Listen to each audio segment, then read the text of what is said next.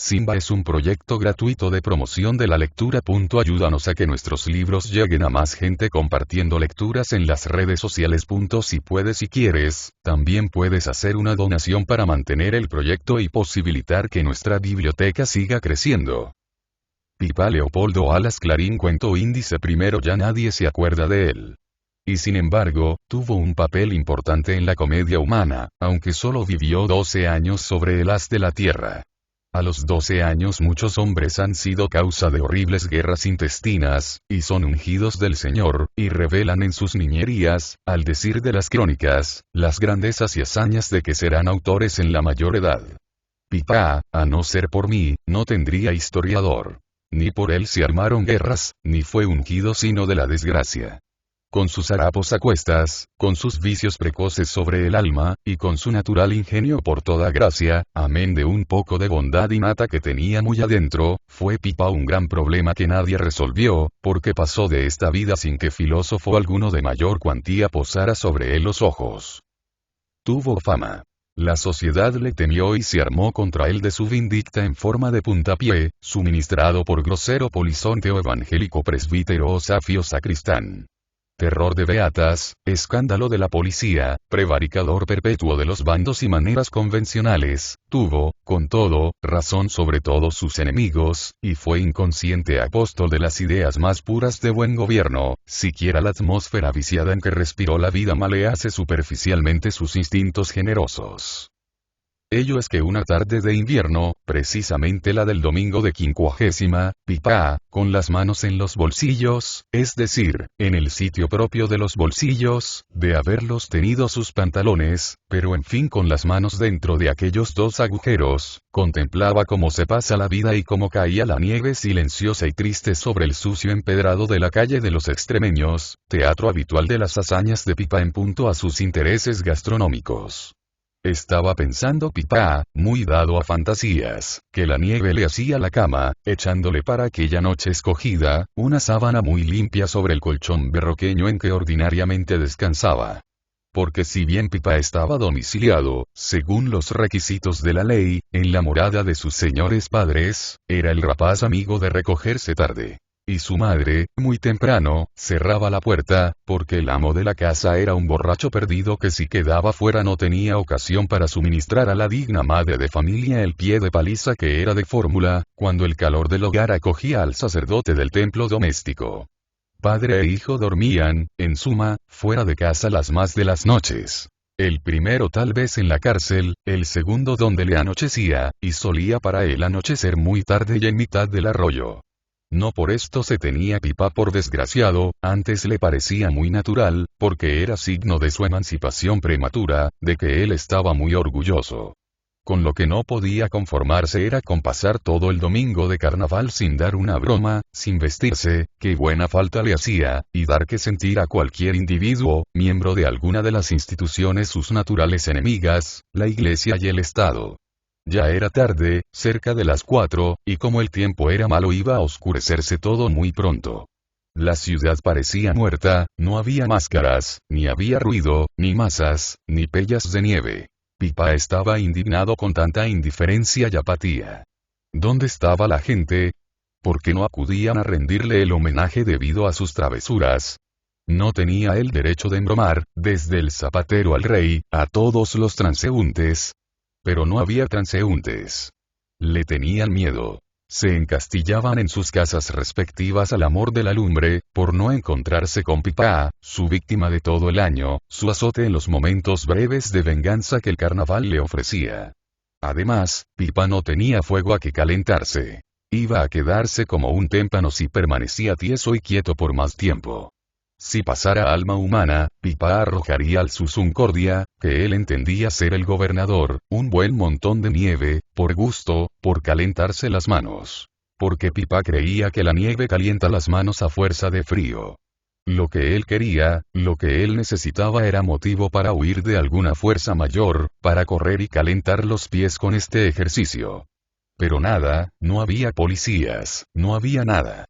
No teniendo a quien molestar decidió atormentarse a sí mismo. Colocó una gran piedra entre la nieve, anduvo hacia atrás y con los ojos cerrados desde alguna distancia y fue a tropezar contra el canto. Abriendo los brazos cayó sobre la blanca sábana. Aquello era deshacer la cama. Como 2 minutos permaneció el pillete sin mover pie ni mano, tendido en cruz sobre la nieve como si estuviera muerto.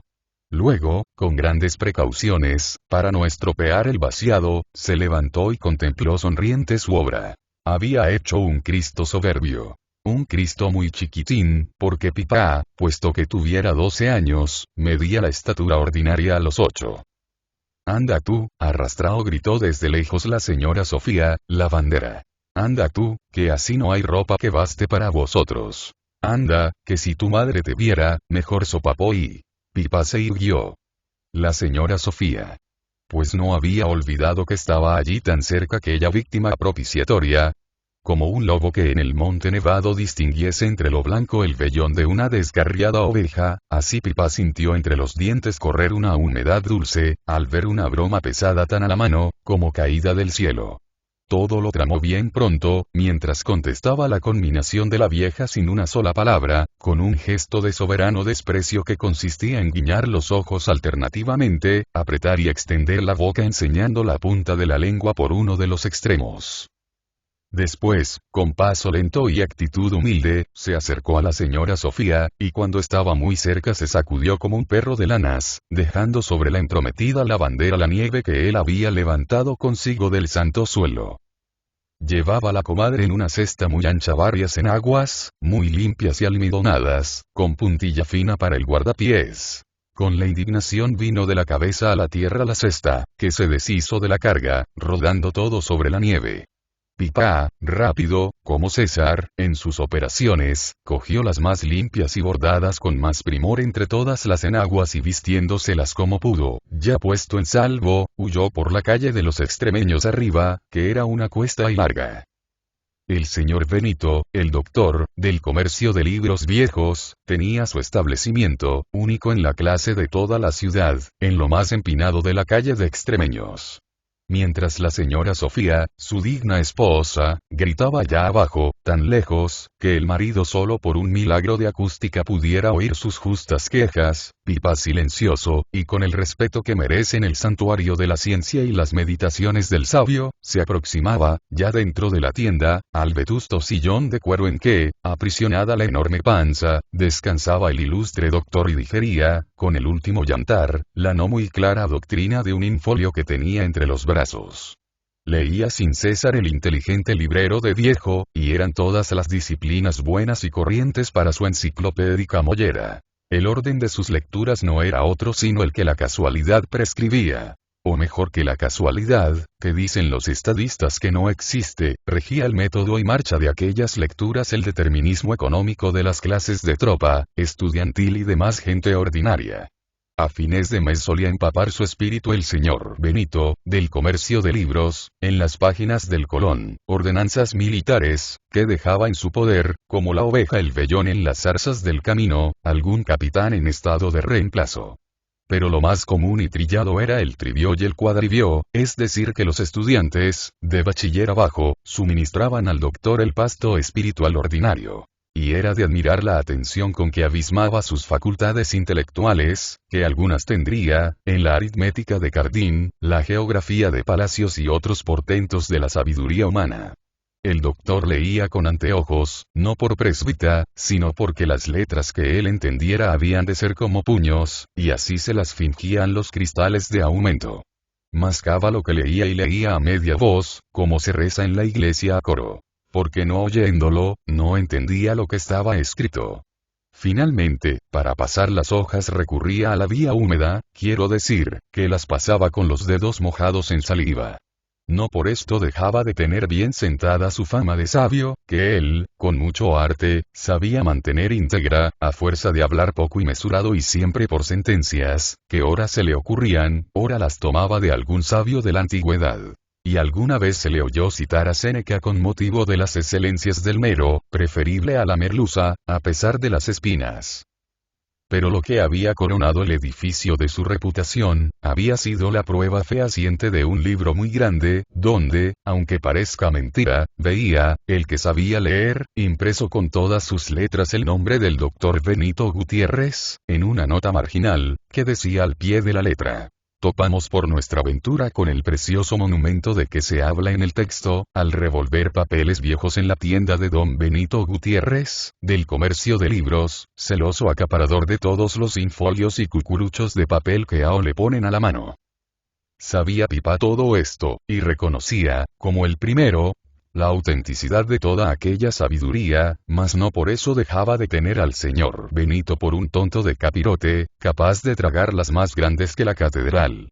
Que entre ser bobo y muy leído no había para el redomado pillete una absoluta incompatibilidad.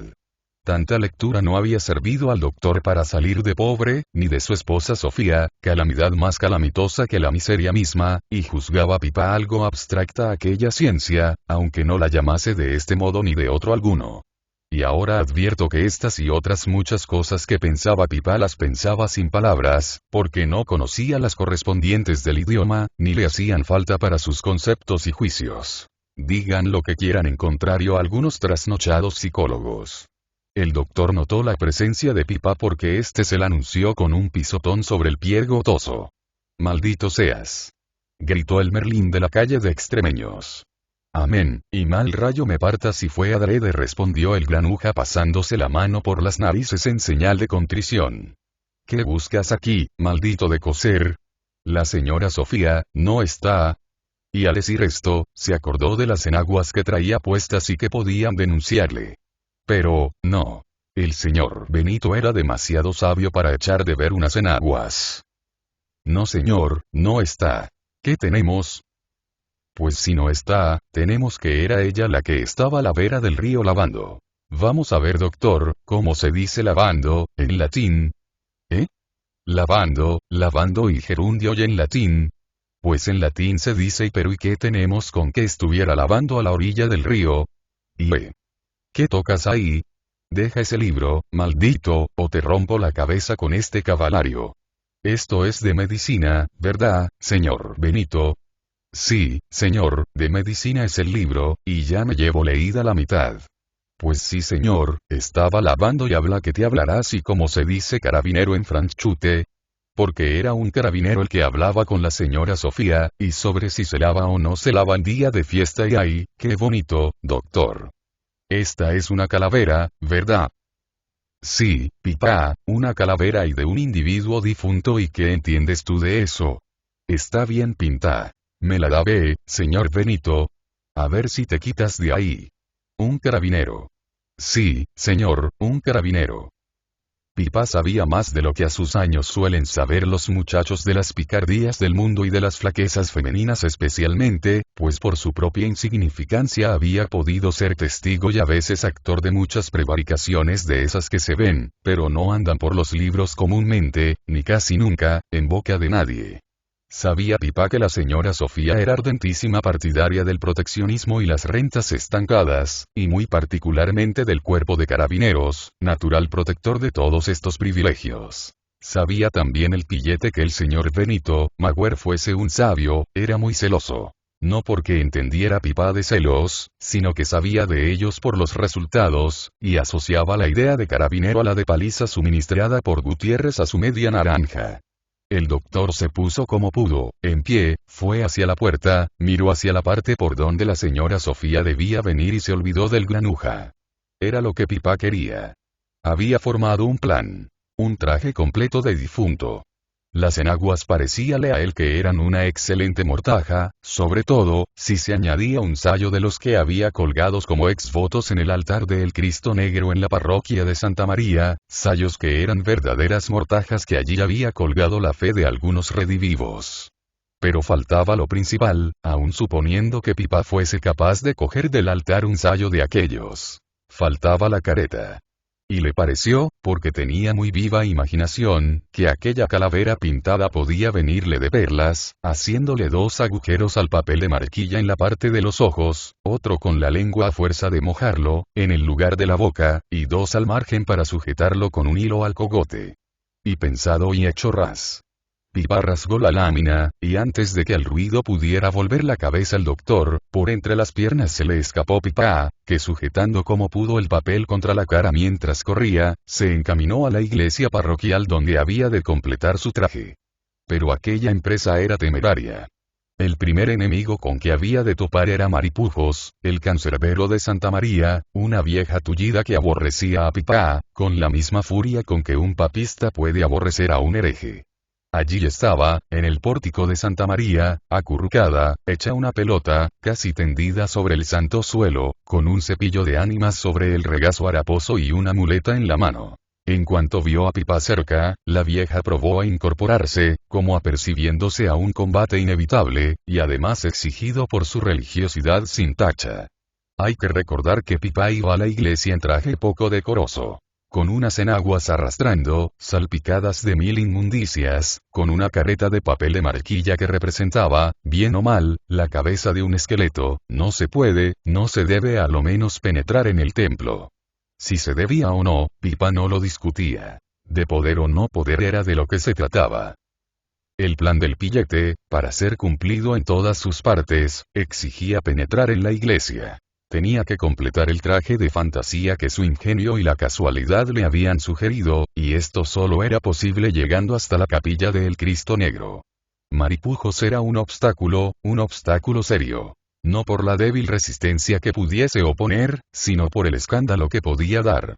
El caso era despachar pronto, hacer que el escándalo inevitable fuese posterior al cumplimiento de los designios irrevocables del profano. 5 gradas de piedra le separaban del pórtico y de la bruja. No pasaba nadie. Nadie entraba ni salía. Pipá escupió con fuerza por el colmillo. Era como decir, alea jacta est. Con voz contrahecha, para animarse al combate, cantó, mirando a la bruja con ojos de furia por los agujeros de la calavera. Maripujitos, no me conoces, Maripujitos, no tires coces. No me conoces, Maripujita, no tires coces, que estás cojita. Pipá improvisaba en las grandes ocasiones, por más que de ordinario despreciase, como Platón, a los poetas. No así a los músicos, que estimaba casi tanto como a los danzantes.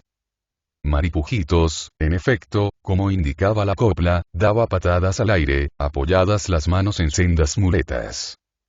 Como los pies, movía la lengua, que decía de Pipá todas las perrerías y calumnias que solemos ver en determinados documentos que tienen por objeto algo parecido a lo que se proponía Maripujos. Era sin duda calumniarle llamar a Pipá hereje, borrachón, y de tal, aunque esto último, como a Sancho, le honraba, porque tenía Pipá algo de Brigham Young en el fondo. No era Pipá hereje, porque no se había separado de la iglesia ni de su doctrina, como sucede a tantos y tantos filósofos que no se han separado tampoco. Pipá no era borracho ni era borrachín, porque ni su edad, ni los Homero del vicio merecían el aumentativo. Bebía aguardiente porque se lo daban los zagales, los de la tralla, que eran, como ya veremos, los únicos soberanos y legisladores que por admiración y respeto acataba el indomable Pipá, aspirante a delantero en sus mejores tiempos, cuando no le dominaba el vicio de la holganza y de la flanerie. Sobre lo que fuera su madre, Pipá no discutía, y él era el primero en lamentarse de los desvíos de su padre, que en los raros momentos de lucidez se entregaba al demonio de la duda en punto a la legitimidad de su unigénito, que acaso ni sería unigénito, ni suyo. Quedarían pues todos los argumentos y apóstrofes de Maripujos vencidos, si Pipá hubiese querido contestar en forma. Pero mejor político que muchos gobiernos liberales, el granuja de la calle de Extremeños prefirió dar la callada por respuesta y acometer la toma del templo mientras la guardia vociferaba. Mas oh contratiempo. Oh fatalidad. De pronto, se le presentó un refuerzo en la figura del monaguillo a la Euménide del pórtico. Era Celedonio. El enemigo mortal de Pipá. El Wellington de aquel Napoleón, el Escipión de aquel Aníbal, pero sin la grandeza de Escipión, ni la bonomie de Wellington. Era en suma, otro pillo famoso, pero que había tenido el acierto de colocarse del lado de la sociedad. Era el protegido de las beatas y el soplón de los policías. La iglesia y el Estado tenían en Celedonio un servidor fiel por interés, por cálculo, pero mañoso y servil. Ah. Cuando Pipá tenía pesadillas en medio del arroyo, en la alta noche, soñaba que Celedonio caía como una granizada sobre su cuerpo, y le metía hasta los huesos uñas y alfileres. Y era que el frío, o la lluvia, o el granizo, o la nieve le penetraba en el tuétano. Porque en realidad Celedonio nunca había podido más que Pipá. Siempre en sus luchas frecuentes, había caído encima como don Pedro, aunque a menudo algún Beltrán du Guesclin, correligionario de Celedonio, venía a ponerlo de arriba abajo ayudando a su señor. Estas y otras felonías, a más del instintivo desprecio y antipatía, causaban en el ánimo de Pipá, generoso de suyo, vértigos de ira, y le hacían cruel, implacable en sus vendetas. Si Pipá y Celedonio se encontraban por azar en lugar extraviado, ya se sabe, Celedonio huía como una liebre y Pipá le daba caza como un galgo. Magullábale sin compasión, y valga la verdad, dejábale por muerto. Aunque muchas veces, cuando los agravios del ultramontano no eran recientes, prefería a su enemigo a los golpes contundentes, la burla y la befa que humillan y duelen en el orgullo. Celedonio miró a Pipá que estaba allá abajo, en la calle, y aunque se creyó seguro en su castillo, en el lugar sagrado, sintió que los pelos se le ponían de punta. Conoció a Pipá por avisos del miedo, porque, parte por el disfraz, parte por lo oscuro que se quedaba el día, no podía distinguirle. Poco antes lo mismo había sucedido a Maripujos. «Ven acá, ángel de Dios», gritó la bruja envalentonada con el refuerzo. «Ven acá y aplasta a ese sapo que quiere entrar en la casa del Señor con sus picardías y sus trapajos a cuestas. Arrímale, San Miguel, arrímale y písale las tripas al diablo». San Miguel se tentaba la ropa, que era talar y de bayeta de un rojo chillón y repugnante, y no se atrevía a pisarle las tripas al diablo. Quería dar largas al asunto para esperar a más gente. Agarrándose al cancel, por estar más seguro en el sagrado, escupió como un héroe, y no sin tino, sobre el sitiador audaz, que ciego de ira y más ahora conviene que nos detengamos a explicar y razonar las creencias religiosas y filosóficas de Pipá, en lo esencial por lo menos, antes de que algún fanático preocupado se apresure a desear la victoria al ángel del Señor, el mayor pillete de la provincia. Siendo así que la merecía sin duda el hijo de Pingajos, que así llamaban a la señora madre de nuestro protagonista. Y Pipá era maniqueo. Creía en un diablo todopoderoso, que había llenado la ciudad de dolores, de castigos, de persecuciones. El mundo era de la fuerza, y la fuerza era mala enemiga. Aquel dios o diablo unas veces se vestía de polizonte, y en las noches frías, húmedas, oscuras, aparecíasele a Pipá envuelto en ancho capote con negra capucha, cruzado de brazos, y alargaba un pie descomunal y le hería sin piedad, arrojándole del quicio de una puerta, del medio de la acera, de los soportales o de cualquier otro refugio al aire libre de los que la casualidad le daba al pillete por guarida de una noche. Otras veces el dios malo era su padre que volvía a casa borracho, su padre, cuyas caricias aún recordaba Pipá, porque cuando era él muy niño algunas le había hecho. Cuando venía con la mona venía en rigor con el diablo. La mona era el diablo, era el dolor que hacía reír a los demás, y a Pipá y a su madre llorar y sufrir palizas, hambres, terrores, noches de insomnio, de escándalo y discordia. Otras veces el diablo era la bruja que se sienta a la puerta de la iglesia, y el sacristán que le arrojaba del templo, y el pillastre de más edad y más fuertes puños que sin motivo ni pretexto de razón le maltrataba. Era el dios malo también el mancebo de la botica que para curarle al mísero pilluelo dolores de muelas, sin piedad le daba a beber un agua que le arrancaba las entrañas con el asco que le producía.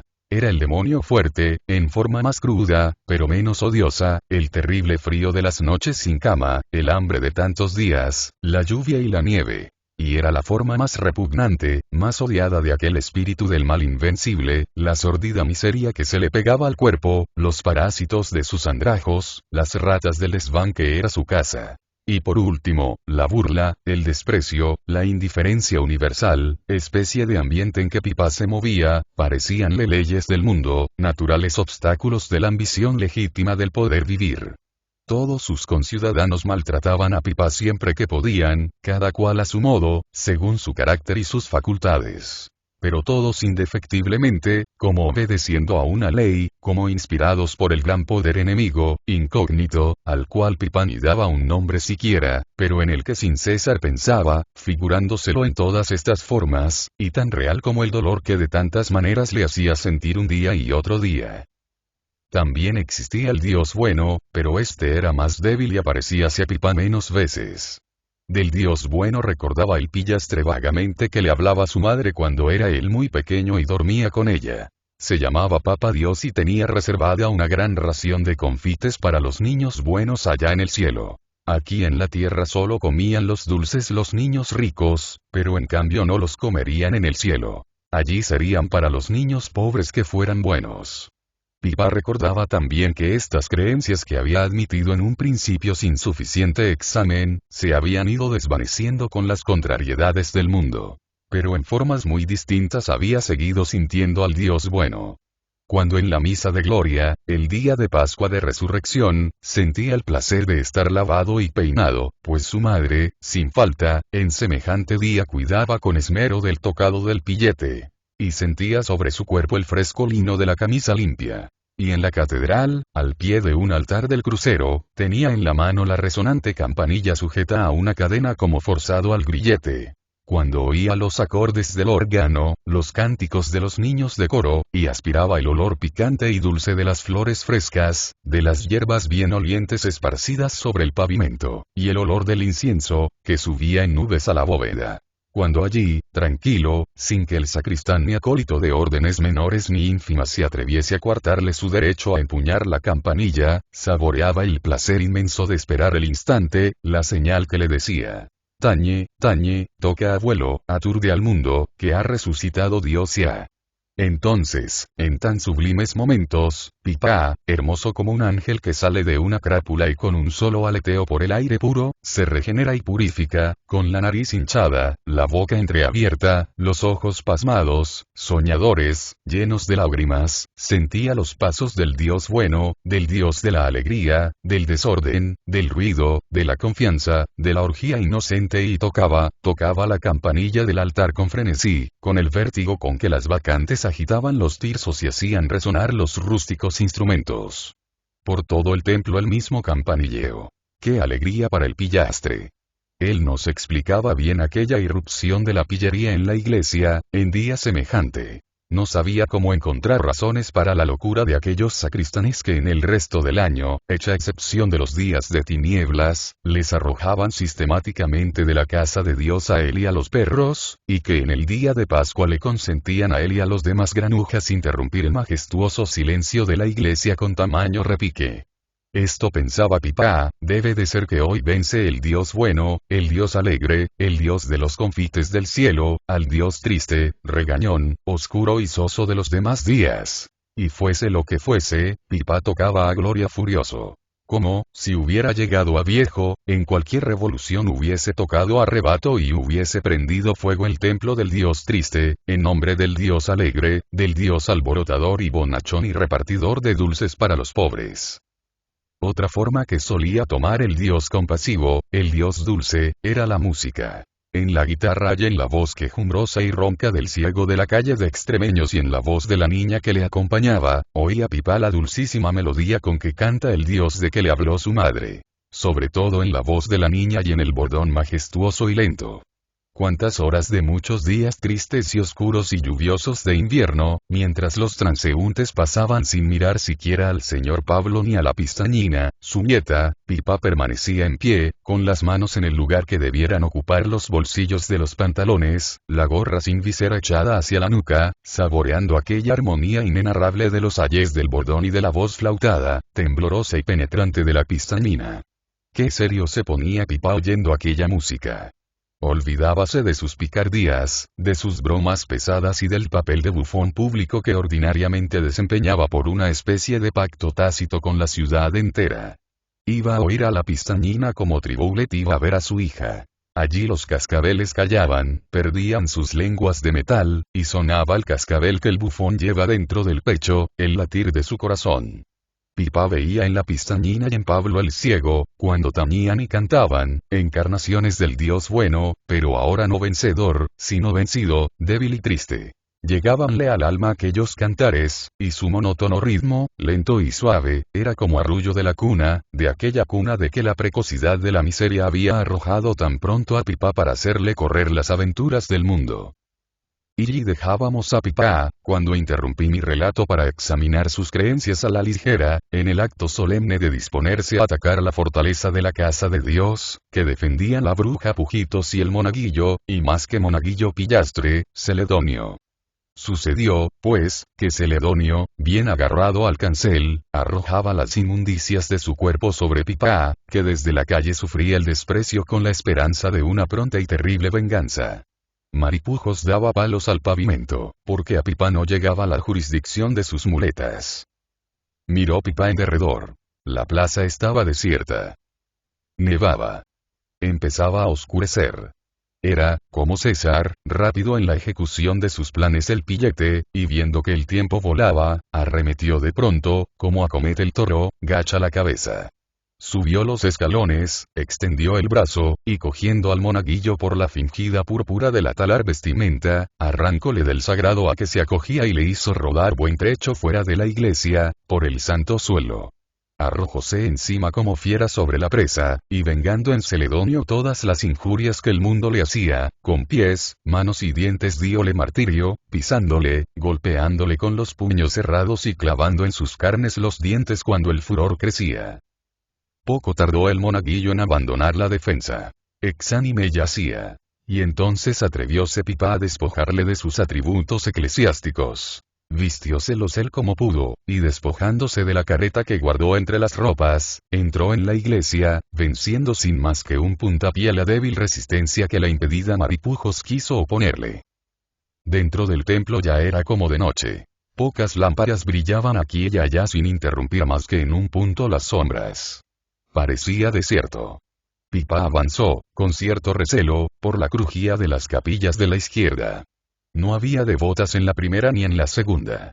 Al llegar a la del Cristo Negro como llamaba el pueblo al crucifijo de tamaño natural que estaba sobre el altar, Pipá se detuvo. Allí era. A un lado y otro del Cristo, colgados de la abundante y robusta vegetación de madera pintada de oro que formaba el retablo, había infinidad de exvotos. Brazos, piernas y cabezas de ángeles de cera amarilla, muletas y otros atributos de las lacerías humanas, y además algunas mortajas de tosca tela negra con ribetes blancos. Valga la verdad, Pipá, olvidando por un instante que todos los cultos merecen respeto, de un brinco se puso en pie sobre el altar, descolgó una mortaja, y encima de su ropa de monaguillo, vistiósela con cierta coquetería, sin pensar ya en el peligro, entregado todo el espíritu a la novedad del sacrilegio.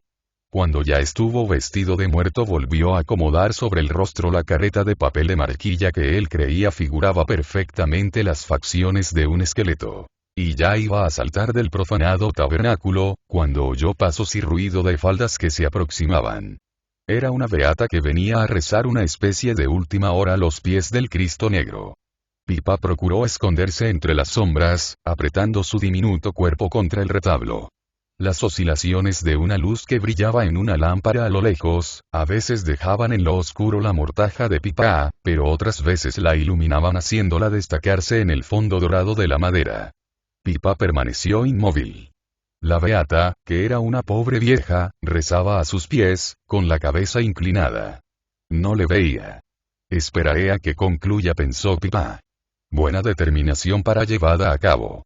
Pero la vieja no concluía. El rezo se complicaba, todas las oraciones tenían coronilla, y de una en otra amenazaban convertirse en la oración perpetua. El pillastre no podía estarse ya quieto. Además, la noche se echaba encima y no iba a poder embromar a nadie. Se decidió a jugar el todo por el todo. Y dicho y hecho. Con un soberbio brinco, saltó por encima de la vieja y con soberano estrépito cayó sobre la tarima, y en pie de súbito, corrió cuanto pudo hacia la puerta, y dejó el templo antes de que los gritos de la beata pusiesen en alarma a los pocos devotos que aún oraban, al sacristán y otros dependientes del culto. La vieja decía que había visto al diablo saltar sobre su cabeza. Celedonio juraba que era Pipá, y contaba el despojo de sus hábitos, y Maripujos sostenía que le había visto salir con una mortaja y dejemos a los parroquianos de Santa María entregados a sus conjeturas, comentando el escándalo, y sigamos a nuestro pillete. Y los últimos trapos blancos habían caído sobre calles y tejados. El cielo quedaba sin nieve y empezaban a asomar entre las nubes tenues, como gasas, algunas estrellas y los cuernos de la luna. La plaza de López Dávalos estaba desierta.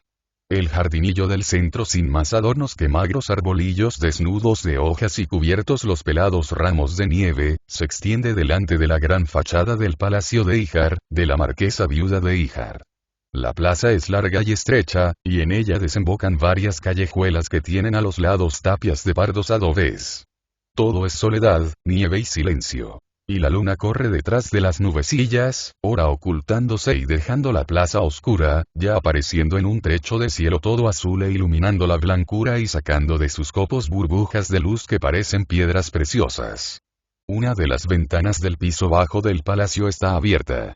Detrás de las doradas rejas se ve un grupo que parece el que forman Jesús y María en la Virgen de la Silla. Son la marquesa de Híjar, hermosa rubia de 30 años, y su hija Irene, ángel de cabellera de oro, de ojos grandes y azules, que apenas tendrá 4 años. Irene sentada en el regazo de Julia, su madre, apoya la cabeza en su seno, y un brazo en el hombro. Y con los dedos de muñeca juega con el brillante que adorna la bien torneada oreja de la viuda. La otra mano de Irene está apuntando con el dedo índice a la fugitiva luna. Los ojos soñadores siguen la carrera del astro misterioso. Irene examina a su madre de astronomía. La marquesa, que sabe a punto fijo quién es la luna, y cuáles son las leyes de su movimiento, se guarda de contar a su hija estos pormenores prosaicos. La luna es una dama principal que tiene un gran palacio que es el cielo. Aquella noche, que es noche de carnaval en el cielo también, la luna da un gran baile a las estrellas. Las nubecillas que corren debajo son los velos, los encajes, las blondas que la luna está escogiendo para hacer un traje muy sutil, de vaporosas telas. Porque el baile que da es de trajes, como el que Irene va a celebrar en su palacio, al cual acudirán a las 9 todos los niños y niñas de la ciudad que son sus amigos. Cuando Julia termina su fantástico relato de las maravillas del cielo, la niña permanece callada algún tiempo. Mira a su madre y mira a la luna y brilla en sus ojos la expresión de 1000 dudas y preguntas. ¿Y las estrellas, de qué van vestidas? Van vestidas de magas, ¿no las ves? Manto negro con chispas de oro y bailan en el aire. Sí, en el aire, sobre las nubes. ¿Y cómo no se caen? Porque tienen alas. Yo quiero un traje con alas. Yo te lo haré, vida mía. ¿De qué lo haremos? Y la madre y la hija se entretienen en buscar tela para unas alas allá en su imaginación. Que ambas la tienen muy despierta y fustigada con el silencio y la soledad de aquella noche dulce y serena.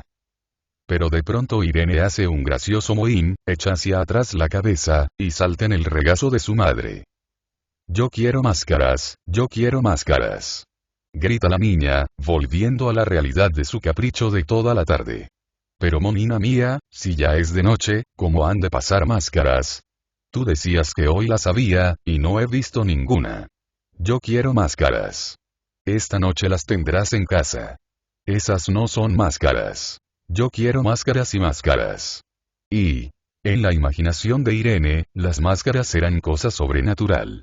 Nunca las había visto, porque era aquel año el primero en que su conciencia se despertaba a esta clase de conceptos. Recordaba vagamente haber sentido miedo, mucho miedo, no sabía si viendo o soñando con máscaras. Este terror vago que le inspiraba el nombre de la cosa desconocida contribuía no poco al anhelo de aquella niña nerviosa y de gran fantasía, que quería ver máscaras aunque tuviese que huir de pavor al verlas. Toda la tarde había pasado Julia en la ventana esperando que un transeúnte de los pocos que pasan por la plaza de López Dávalos, tuviera la humorada de venir disfrazado, para dar contento a su adorada Irene. En vano esperaron, porque la misma tristeza y soledad de que Pipa se quejaba en la calle de Extremeños, reinaba en la plaza y en el jardinillo de López Dávalos. La marquesa recurrió al engaño de que se disfrazaran los criados y pasaran delante de la reja en que Irene aguardaba con febril ansiedad el advenimiento sobrenatural de las máscaras. Pero ay, que la niña conoció a la chacha Antonia y a Lucas el cochero bajo los dominos de colcha que también reconoció su perspicacia. Fue peor el remedio que la enfermedad. Irene se puso furiosa. Aquel engaño que minaba el palacio de sus fantásticas creaciones carnavalescas, la irritó hasta hacerla llorar media hora no escasa. Ya cerca del crepúsculo pasó una máscara efectiva pero la niña no quiso reconocer su autenticidad. Aquello no era una máscara. Era un famoso borracho de la ciudad que celebraba las carnes tolendas con una borrachera mejorada en tercio y quinto y luciendo, ceñido al talle, un miriñaque de estera en toda su horrible desnudez. Eso no es una máscara, gritó Irene, ese es Ronquera. Y en efecto así llamaban al borracho. Cuando salió la luna, el mal humor de Irene se distrajo un punto con las fábulas astronómicas de Julia pero luego volvió la niña a su tema, al capricho de las máscaras. Y volvía a llorar, y a dar pataditas en el suelo, ya del todo desprendida de los brazos de su madre. Por fortuna, del próximo callejón de risa se destacó un bulto negro, pequeño, que con solemne paso y tañendo una campanilla se acercó a la ventana. Irene metió la cabeza entre las rejas, cesó en el llanto y se volvió toda ojos. «Una máscara», exclamó estupefacta, llena de un terror que le daba un placer infinito. Julia la tenía en sus brazos y miraba también con inquietud al aparecido, que se diría procedente del Campo Santo, a juzgar por el traje que arrastraba, más que vestía. Era Pipa con su disfraz de difunto, con su careta de calavera y su dominó mortaja. La campanilla era de su propiedad. Pipa necesitaba un instrumento, porque ya he indicado que era eminentemente músico. Todos costaban un dineral. Pero un día en que había celebrado un concordato con el sacristán de Santa María, dando tregua al Kulturkampf, había obtenido, en cambio del servicio prestado, que fue llevar el señor a la aldea con el párroco, una campanilla de desecho. Y esta era la que tocaba con majestuosa y terrible parsimonia, convencido de que con tal complemento la ciudad entera le había de tomar por un resucitado. Detrás de la carreta Pipa se veía, con los ojos de la fantasía, como algo colosal por lo formidable, y estaba tentado a tenerse miedo a sí mismo. Y un poco se tuvo cuando, ya de noche, se vio solo atravesando las oscuras callejuelas. Al dar consigo en la plaza de López Dávalos, sintió inmensa alegría, porque vio a la mona del palacio asomada a la reja del piso bajo, y se decidió a darle la broma más pesada que recibiera chiquilla de 4 años. Con esa vaga intuición que tiene el artista en sus grandes obras, Pipa al acercarse a la ventana, comprendió lo grande del efecto, de la fascinación que su presencia iba a producir en Irene. Acercóse, pues, con paso cada vez más lento y majestuoso, y tocando su campanilla con el más ceremonioso aparato, con grandes pausas en el tocar, y levantando el brazo con rigidez absoluta.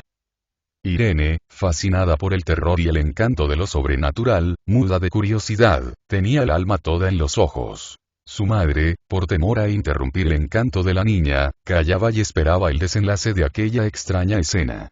Todos callaban. Hay momentos en que el silencio es el único lenguaje digno de las circunstancias. La luna, libre de velos, alumbraba con toda su luz el tremendo lance. Ya llegaba Pipa a la reja.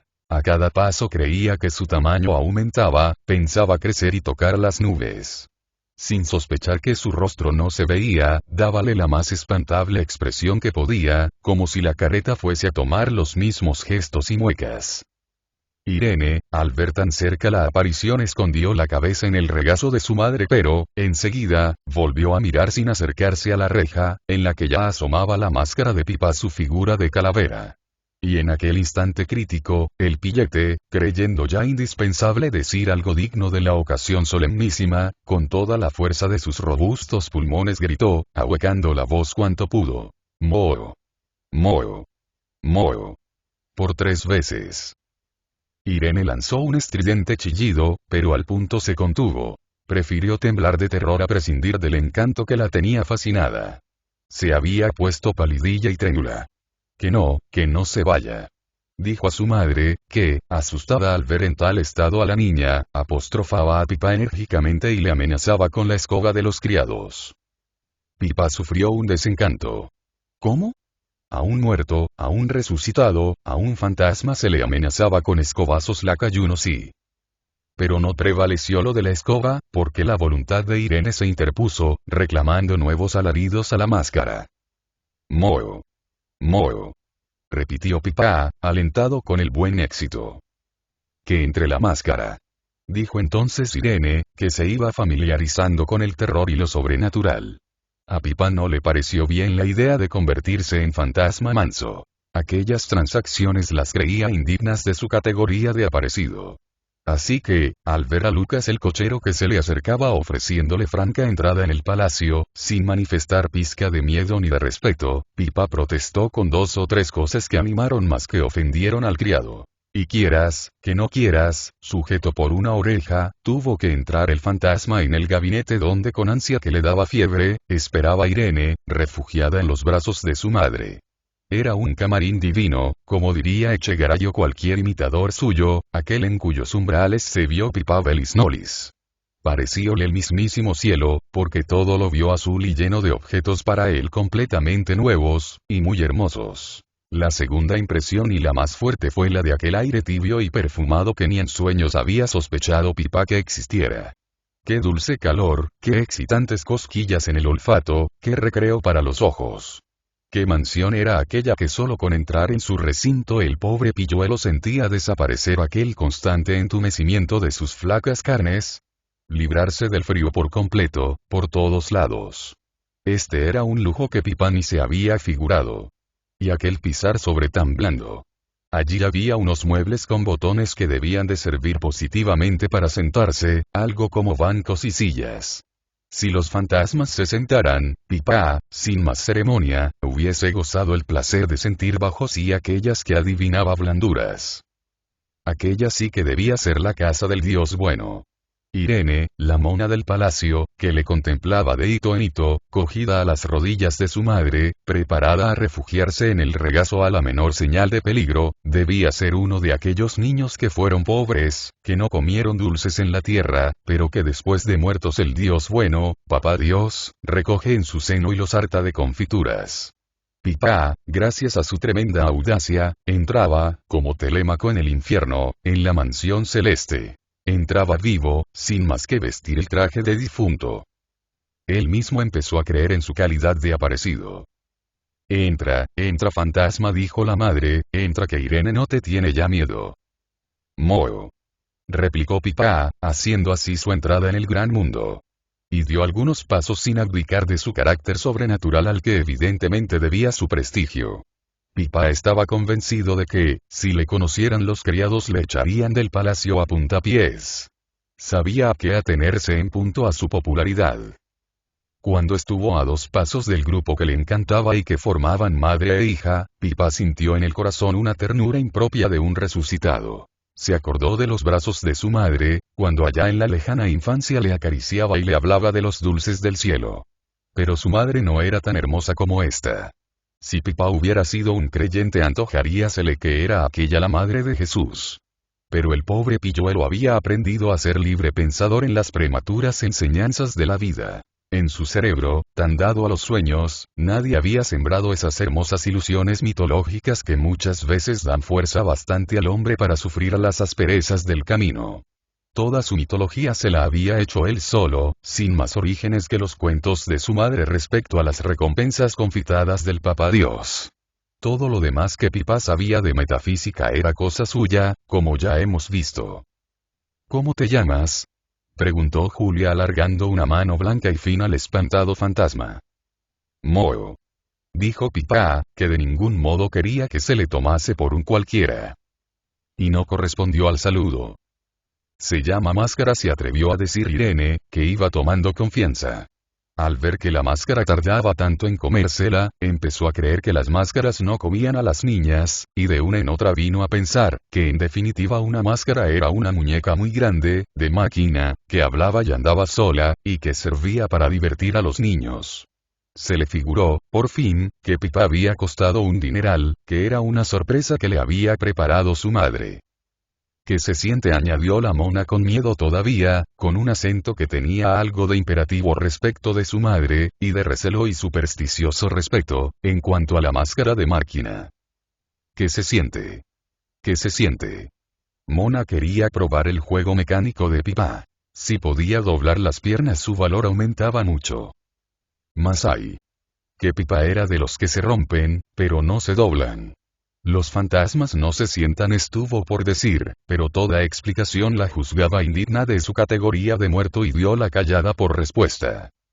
¿No tienes lengua, máscara?, preguntó Julia. Moo. Rugió Pipa. Y sacó la lengua por mitad de la húmeda cartulina que le servía de careta. Irene estaba encantada. Pipa era el juguete más admirable que había tenido en su vida. Grandes esfuerzos costó a la viuda satisfacer el deseo de su hija, que se empeñó en que Pipa hablase, por lo mismo que a ella le parecía cosa imposible. Pero dádivas quebrantan peñas. Julia sacó dulces, frutas y mil golosinas que Pipa había visto a veces a través de los cristales en los escaparates de las confiterías, en esos grandes festines de vista que se dan los niños pobres cuando en Nochebuena los roscones y ramilletes rebosan en los puestos de dulces, mientras los pobres pilluelos, con los desnudos pies entre el fango de la calle y la boca apretada contra el vidrio helado, se hacen unos a otros aquellas insidiosas preguntas. ¿Qué te comerías tú? Yo aquella trucha de plata con ojos de cristal. ¿Te gustan las peladillas? Sí, ¿y a ti? También. Pues, mira, y como si no te gustasen. Pipa recordaba que de esas orgías fantásticas había salido muchas veces escupiendo por el colmillo agua que se le venía a la boca. Y ahora tenía enfrente de sí, sin cristal en medio, al alcance de la mano, todos aquellos imposibles con azúcar que habían sido su primer amor al despertar de la infancia. Todo aquello se lo podía comer él, pero con una condición. Tenía que hablar. Si nos dices cómo te llamas, comes todos los dulces que quieras, ¿verdad, mona? Sí. Y se guarda los demás, añadió Irene para mayor incentivo. Yo soy un difunto, exclamó Pipa con la voz menos humana que pudo. Julia contuvo una carcajada para no destruir el encanto de Irene. ¿Y cómo te llamas, difunto? Pipa replicó el pillete, echando mano a una caja de dulces, que creyó pertenecerle, cumplida su promesa de hablar. En caso de que su nombre despertara la indignación de los circunstantes, Pipa pensaba salir de allí con toda la dignidad posible y con la caja de dulces, que era suya, si lo tratado es tratado. Pero el nombre de Pipa hizo el mejor efecto posible. La mona del palacio había oído hablar de él y de sus terribles hazañas. Varias amiguitas suyas pronunciaban aquel nombre con terror, y para las niñas Pipa sonaba así como el Cid, Aquiles, Bayardo, para las personas mayores. Porque entre el bien y el mal, en cuestión de hazañas, no suelen distinguir los niños, y muchas veces tampoco los hombres. Se ve que para muchos, tan grande hombre es Candelas como Fernán González, y Napoleón mucho más célebre que San Francisco de Asís. Irene sintió que el fantasma crecía a sus ojos, tomaba proporciones de gigante, y la veneración que le tributaba aumentó mucho, y con ella las muestras de deferencia que la marquesa, esclava de su hija, tuvo que tributar al enmascarado. Roto el silencio, la conversación fue animándose poco a poco, y aunque Pipa no renunció por completo al papel de ser sobrenatural que representaba, sin embargo, estuvo dignamente locuaz y comió muchos dulces y bebió no pocos tragos de licores deliciosos, que él no sabía que existiesen. Irene llegó en su audacia hasta cogerle una mano al fantasma. La marquesa viuda de Híjar quiso que Pipa se despojase de la careta, pero ni la niña ni el fantasma lo consintieron. Tener aquel objeto de sublime horror casi bajo su dominio, aquella fiera domesticada, era el mayor placer imaginable para la niña de viva imaginación. Quiero que Pipa se quede al baile, dijo con ese tono especial de los que saben que sus palabras son decretos. Pipa aceptó gustoso. Ya estaba dispuesto a todo, y en cuanto al trasnochar, en él era costumbre arraigada. Por más que yo quisiera que mi héroe fuese como el más fino y bien educado de cuantos héroes crearon el cantor de Carlos Grandison o Mirecourt o el mismo Octavio Feuillet, no puedo, sin mentir, afirmar que Pipa estuvo todo lo comedido que debiera en el comer y en el beber. Valga la verdad. Estuvo hasta grosero. Porque no se contentó con tragar cuanto pudo, sino que hizo provisiones allá para el invierno, como dice Samaniego, llenando de confites de París los maltrechos bolsillos de la chaqueta, los que tenía el ropón de Celedonio y hasta en los pantalones quiso esconder dulces, pero como no tenían bolsillos, sino ventanas practicables los pantalones de Pipa, cayeron los dulces pantalón abajo rodando por las piernas hasta dar consigo en la alfombra. Este contratiempo, que hubiera desorientado a otro, Pipa lo vio sin más cuidado que el de recoger las desparramadas golosinas y acomodarlas donde pudo en siendo dentro de la jurisdicción de su indumentaria. ¿Con qué un baile? Pensó Pipa. Veamos qué es eso. Estaba poco menos que borracho y para ella no había clases, ni rangos, ni convención social de ningún género.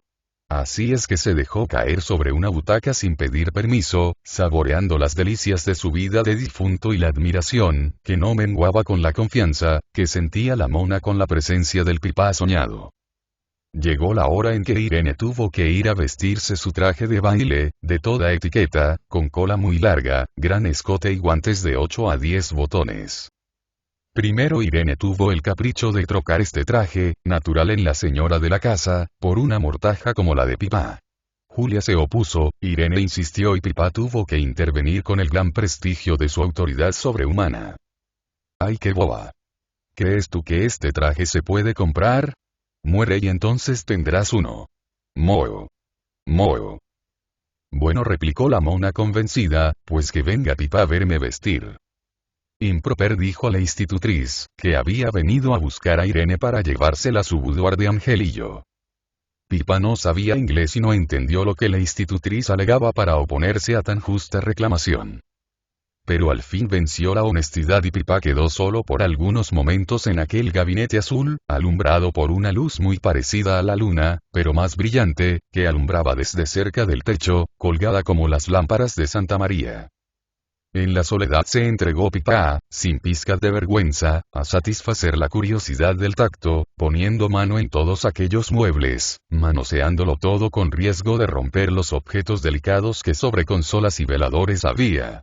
Su gran sorpresa fue la que le produjo el armario de espejo, devolviéndole a la espantada vista la imagen de aquel Pipá sobrenatural que él había ideado al buscar su extraña vestimenta.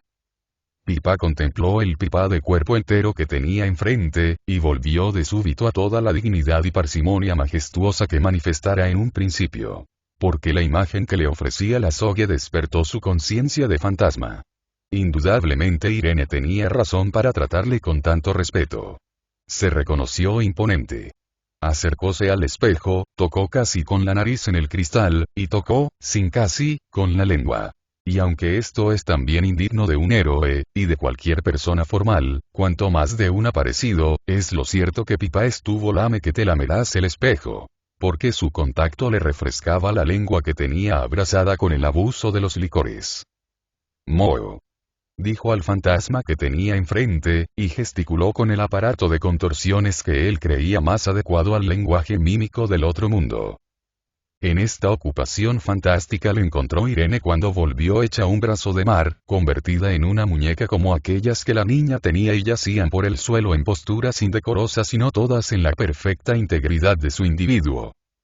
Irene, en traje de baile, con el pelo empolvado, con la majestuosa cola, se creyó digna de Pipá, y tomándole la mano, le dijo solemnemente: «Vamos, que el baile empieza. Ya están ahí los niños, no les digas que eres Pipá, porque echarán a correr y adiós mi baile». Pipá aceptó la mano de la muñeca, que no le llegaba al hombro, y eso que él no era buen mozo, como dejó dicho. Y seguidos de Julia entraron en el salón de baile el fantasma y la señora que recibía.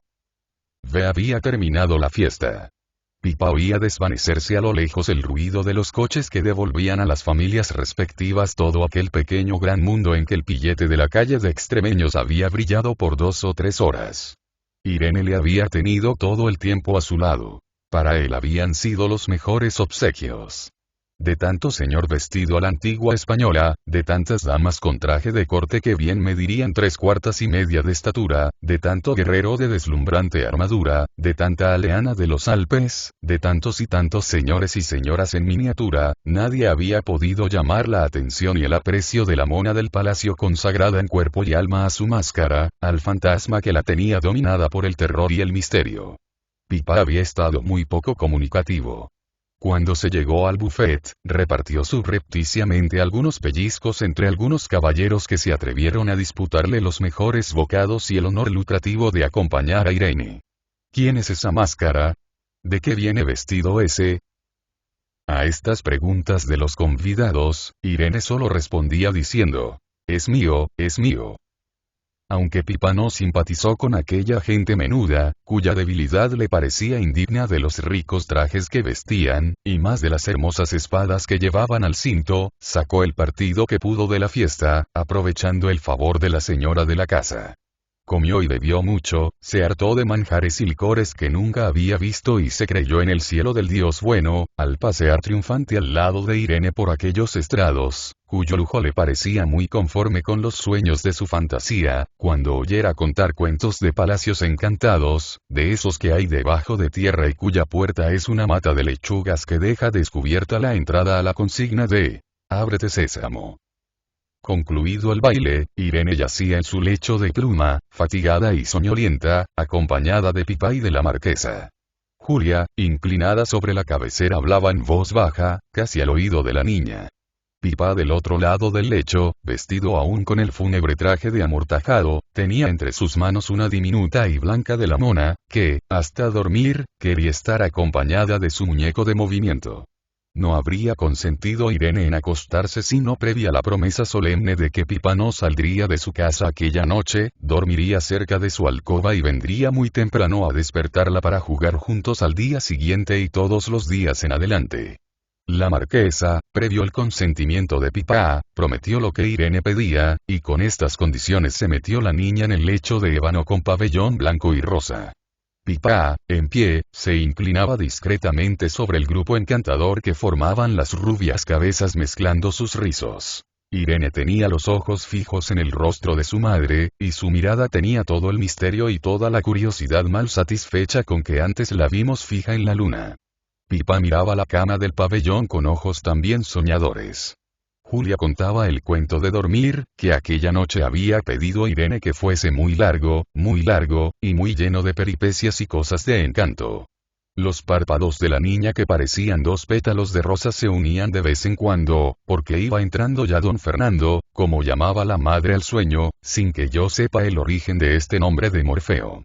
Pero el pillete, acostumbrado a trasnochar, más despierto con las emociones de aquella noche, y de veras interesado con la narración de Julia, oía sin pestañear, con la boca abierta. Y aunque casurro y socarrón y muy experimentado en la vida, niño al fin, abría el alma a los engaños de la fantasía y respiraba con delicia aquel aire de lo sobrenatural y maravilloso, natural alimento de las almas puras, jóvenes e inocentes. El placer de oír cuentos era de los más intensos para Pipa. Suspendióse en él toda la malicia de sus pocos pero asendereados años, y quedaba solo dentro del cuerpo miserable su espíritu infantil, puro como el de la misma Irene. La fantasía de Pipa tenía más hambre que su estómago. Pipa apenas había tenido cuentos de dormir al lado de su cuna. Esa semilla que deja el amor de las madres en el cerebro y en el corazón, no había sido sembrada en el alma de Pipa. Tenía 12 años, sí, pero al lado de Irene y Julia, que gozaban el misterioso amor de la madre y el infante, era un pobre niño que gozaba con delicia de los efluvios de aquel cariño de la cuna, que no era suyo, y al que tenía derecho, porque los niños tienen derecho al regazo de la madre y él apenas había gozado de esta vida del regazo. De todo cuanto Pipa había visto en el palacio nada había despertado su envidia, pero ante aquel grupo de Julia e Irene besándose a la hora de dormirse el ángel de la cuna, Pipa se sintió sediento de dulzuras que veía gozar a otros, y hubiérase de buena gana arrojado en los brazos de la marquesa pidiéndole amor, caricias, cuentos para él. En el cuento de aquella noche había, por supuesto, bailes de máscaras celebrados en regiones encantadas, servían los refrescos las manos negras, que siempre hacen tales oficios en los palacios encantados, las mesas estaban llenas de riquísimos manjares, especialmente de aquellos que a Irene más le agradaban, y era lo más precioso del caso que los niños convidados podían comer a discreción y sin ella de todo, sin que les hiciese daño. Irene insinuó a su madre la necesidad de que Pipa anduviese también por aquellas regiones. Y decía Julia. Y había una niña muy rubia, y muy bonita, que se llamaba Irene. Irene sonreía y miraba a Pipa con cierto orgullo, que iba vestida de señora de la corte de Luis XV, con un traje de color azul celeste y con pendientes de diamantes. Y había una máscara que se llamaba Pipa. Preguntaba Irene. Y había un Pipa vestido de fantasma. Aquí era Pipa el que sonreía satisfecho y Después de ver pasar a los personajes del cuento por un sinnúmero de peripecias, Irene se quedó dormida sin poder remediarlo. Ya duerme, dijo la marquesa, que enfrascada en sus invenciones, que a ella misma la deleitaban más de lo que pudiera creer, no había sentido al principio que la niña estaba con los angelitos. Pipa volvió con tristeza a la realidad miserable. Suspiró y dejó caer blandamente la mano de nieve que tenía entre las suyas. ¿Verdad que es muy hermosa mi niña?, dijo Julia, que se quedó mirando a Pipa con sonrisa de María Santísima, como la calificó el pillete para sus adentros. El amortajado miró a la marquesa y, atreviéndose a más de lo que él pensara, en vez de contestar a la pregunta hizo esta otra. ¿Y qué más? Era la frase que acababa de aprender de labios de Irene. En aquella frase se pedía indirectamente que el cuento se prolongase. Y Julia, llena de gracia, inflamada en dulcísima caridad, de esa que trae a los ojos lágrimas que deposita en el corazón Dios mismo para que nos apaguen la sed de amor en el desierto de la vida, Julia, digo, hizo que Pipa se sentara a sus pies, sobre su falda, y como si fuese un hijo suyo besóle en la frente, que ya no tapaba la careta de calavera. Y eran de ver los pardos ojos de Pipa, puros y llenos de visiones que los hacían serios, siguiendo allá en los espacios imaginarios las aventuras que contaba la marquesa. Aquello sí que era el cielo. Pipa se creía ya gozando del Dios bueno, y para nada hubiera querido volver a la tierra, si no hubiera en ella y pero dejemos que él mismo lo diga. Fue el caso que la marquesa, loca de imaginación en sus soledades, y sola se creía estando con Pipa, continuó el cuento de la manera más caprichosa.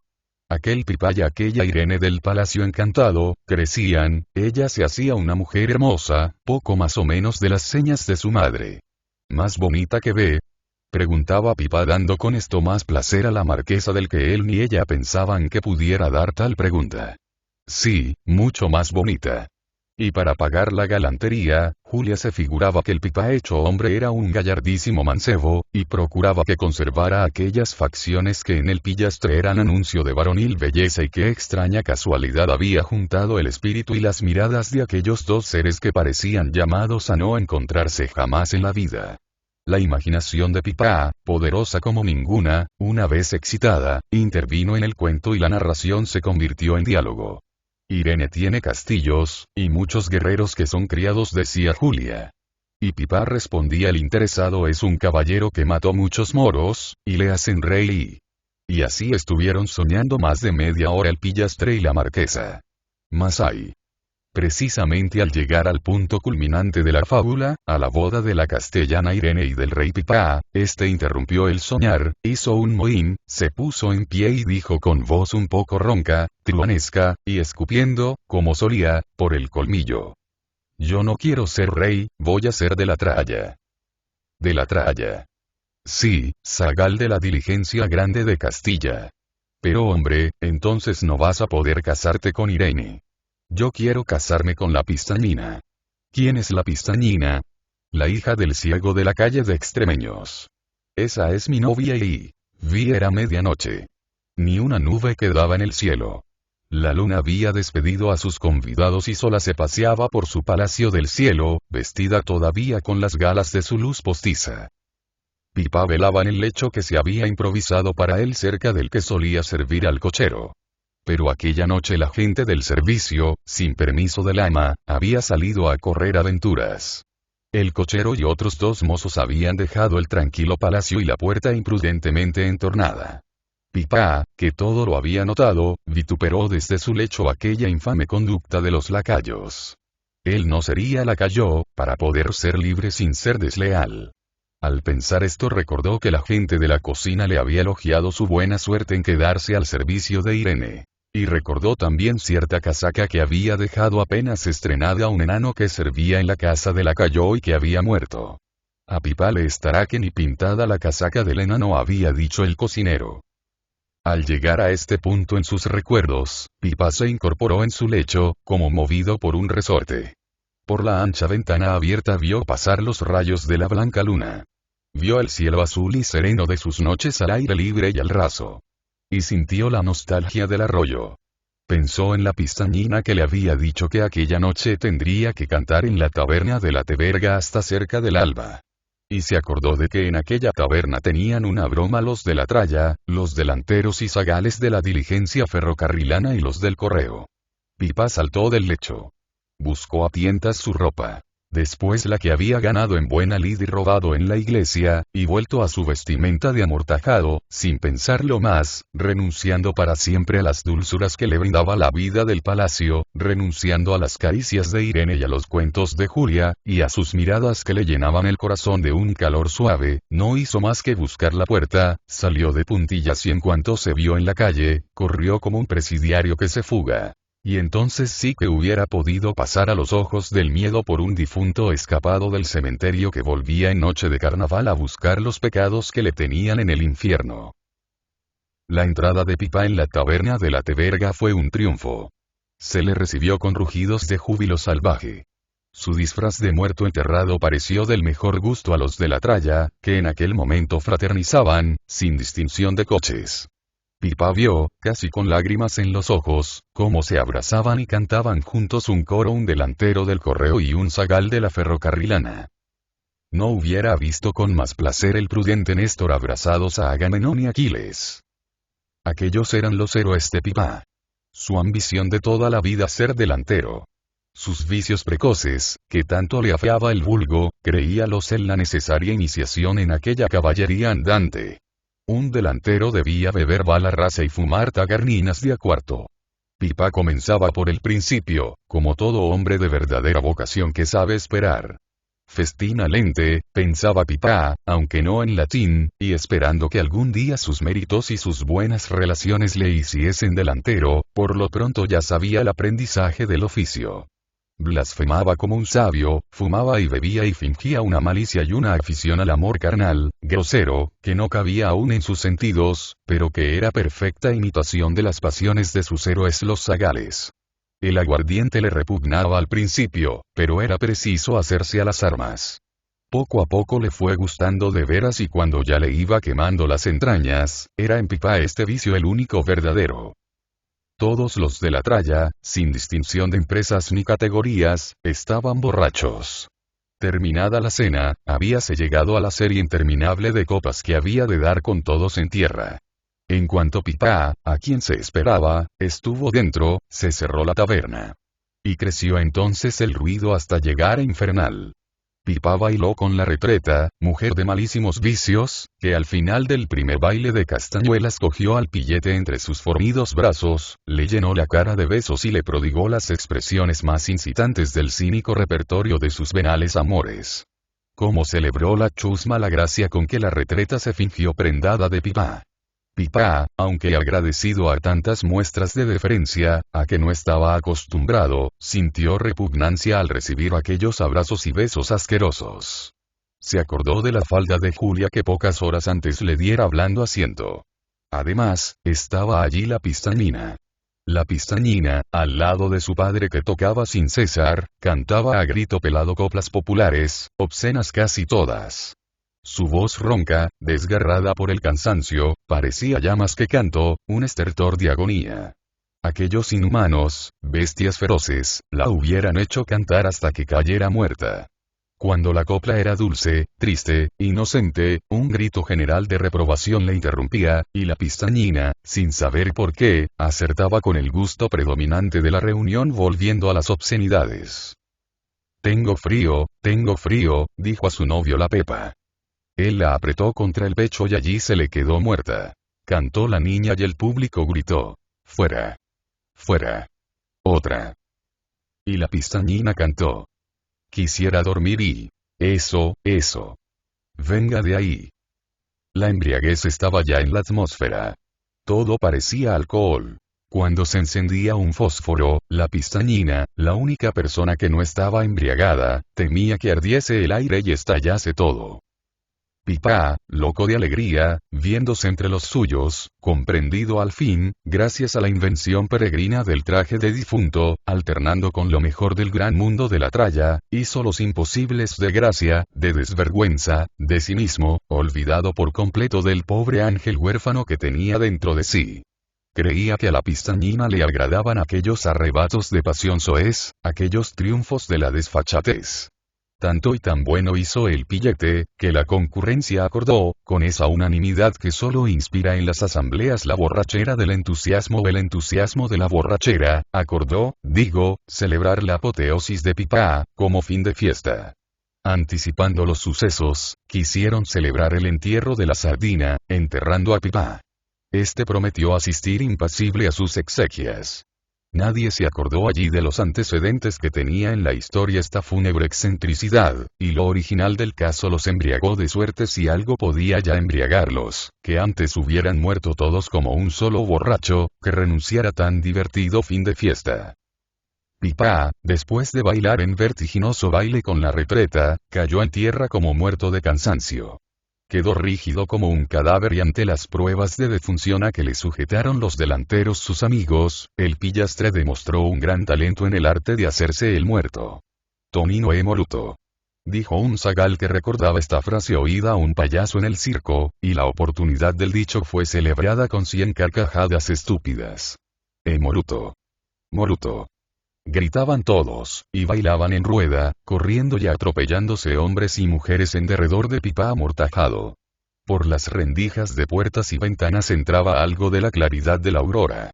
Los candiles y quinqués de fétido petróleo se apagaban, y alumbraban la escena con luz rojiza de siniestros resplandores las teas que habían encendido los de la tralla para mayor solemnidad del entierro. La poca luz que de fuera entraba en rayas quebradas parecía más triste, mezclada con la de aquellas luminarias que envenenaban el aire con el humo de olor insoportable que salía de cada llama temblorosa. En medio de la horrísona gritería, del infernal garbulló, sonaba la voz ronca y desafinada de la pistañina, que sostenía en sus hombros la cabeza de su padre borracho. Blasfemaba el ciego, que había arrojado la guitarra lejos de sí, y vociferaba la pistañina desesperada llorando y diciendo: que se quema la casa, que queman a Pipá, que va a arder Pipá, que las chispas de las teas caen dentro de la pipa. Y nadie oía, nadie tenía conciencia del peligro. Pipá yacía en el suelo pálido como un muerto, casi muerto en realidad, pues su débil cuerpo padecía un síncope que le produjo el cansancio en parte y en parte la embriaguez de tantas libaciones y de tanto ruido. Después fue levantado sobre el pavés y es decir, sobre la tapa de un tonel y colocado, en postura supina, sobre una pipa llena de no sé qué líquido inflamable. ¿Acaso la pipa del petróleo? La pipa estaba sin más cobertera que el pavés sobre el que yacía Pipá, sin sentido. Pipá no está muerto, está borracho, gritó Chiripa, delantero de 13 años. Darle un baño, para que resucite, se le ocurrió añadir a Pijueta, un zagal cesante, y entre Chiripa, Pijueta, la retreta y Ronquera, que estaba en la fiesta, aunque no era de la tralla, zambulleron al ilustre Pipá en el terrible líquido que contenía aquel baño que iba a ser un sepulcro. Nadie estaba en sí. Allí no había más conciencia despierta que la de la pistañina, que luchaba con su padre furioso de borracho. La niña gritaba: que arde Pipá. Y la danza diabólica se hacía cada vez más horrizona. Unos caían sin sentido, otros con él, pero sin fuerza para levantarse. Inmundas parejas se refugiaban en los rincones para consumar imposibles liviandades, y ya nadie pensaba en Pipá. Una tea mal clavada en una hendidura de la pared amenazaba caer en el baño funesto y gotas de fuego de la resina que ardía, descendían de lo alto apagándose cerca de los bordes de la pipa. El pillastre sumergido, despierto apenas con la impresión del inoportuno baño, hacía inútiles esfuerzos para salir del tonel. Mas solo por el vilipendio de estar a remojo, no porque viera el peligro suspendido sobre su cabeza y amenazándole de muerte con cada gota de resina ardiendo que caía cerca de los bordes, y en los mismos bordes de la pipa. «Que se abraza Pipá, que se abraza Pipá», gritó la pistañina. Los alaridos de la bárbara orgía contestaban. De los rincones en que celebraban asquerosos misterios babilónicos aquellos sacerdotes inmundos salían agudos chillidos, notas guturales, lascivos ayes, ronquidos nasales de maliciosa expresión con que hablaba el placer de la bestia. El humo de las teas, ya casi todas extintas, llenaban el reducido espacio de la taberna, sumiéndola en palpables tinieblas. La luz de la aurora servía para dar con su débil claridad más horror al cuadro espantoso. Brillando como una chispa, como una estrella roja cuyos reflejos atraviesan una nube, se veía enfrente del banco en que lloraba la pistañina la tea suspendida sobre el tonel de Pipá. Pronto morirían asfixiados aquellos miserables, si nadie les avisaba del peligro. Pero no faltó el aviso. La pistañina vio que la estrella fija que alumbraba enfrente, entre las nieblas que formaba el humo, caía rápida sobre el tonel y la hija del ciego dio un grito y que no oyó nadie, ni ella y todos salieron vivos, si no ilesos, del incendio, menos el que se ahogaba dentro de la pipa. Villes un carbón. Un carbón completo. Lo que somos. No hay quien le conozca. Si no tiene cara. Es un carbón. ¿Y murió alguno más? Dicen que Ronquera. No tal. A Ronquera no se le quemó más que un zapato y que había dejado encima de la mesa creyendo que era el vaso del aguardiente. El público rió el chiste. El gracioso era Celedonio. El público, el coro de viejas que pide a la puerta de Santa María. El lugar de la escena, el pórtico donde Pipa había vencido el día anterior a Celedonio en singular batalla. Pero ahora no le temía Celedonio. Como que Pipa estaba dentro de la caja de enterrar chicos que tiene la parroquia, como esfuerzo supremo de caridad eclesiástica. Y no había miedo que se moviese, porque estaba hecho un carbón completo como decía Maripujos. La horrible bruja contemplaba la masa negra, informe, que había sido Pipa, con mal disimulada alegría. Gozaba en silencio la venganza de 1000 injurias. Tendió la mano y se atrevió a tocar el cadáver, sacó de la caja las cenizas de un trapo con los dedos que parecían garfios, acercó el infame rostro al muerto, volvió a palpar los restos carbonizados de la mortaja, pegados a la carne, y dijo con solemne voz, lo que puede ser la moraleja de mi cuento para las almas timoratas. Este pillo. Dios castiga sin palo ni piedra y robó al santo la mortaja y de mortaja le sirvió la rapiña y esta es la mortaja que robó ahí dentro. Todas las brujas del corro convinieron en que aquello era obra de la providencia. Y dicha así la oración fúnebre, se puso en marcha el entierro. La parroquia no dedicó a Pipa más honras que la caja de los chicos, 4 tablones mal clavados. Celedonio dirigía la procesión con traje de monaguillo. Chiripa y Pijueta con otros 2 pilletes llevaban el muerto, que a veces depositaban en tierra, para disputar, blasfemando, quién llevaba el mayor peso, si los de la cabeza o los de los pies. Eran ganas de quejarse. Pipa pesaba muy poco. La popularidad de Pipa bien se conoció en su entierro. Seguían el féretro todos los granujas de la ciudad. Los transeúntes se preguntaban, viendo el desconcierto de la caterva irreverente, que tan sin ceremonia y en tal desorden enterraba a un compañero. ¿Quién es el muerto? Y Celedonio contestaba con gesto y acento despectivos. Nadie, es Pipa. Pipa que murió quemado. Añadían otros pilletes que admiraban al terror de la pillería hasta en su trágica muerte. En el cementerio, Celedonio se quedó solo con el cadáver, esperando al enterrador, que no se daba prisa por tan insignificante difunto. El monaguillo levantó la tapa del féretro, y después de asegurarse de la soledad y escupió sobre el carbón que había dentro. Hoy ya nadie se acuerda de Pipa más que yo. Y Celedonio ha ganado una beca en el seminario. Pronto cantará misa. Oviedo, 1879. Publi.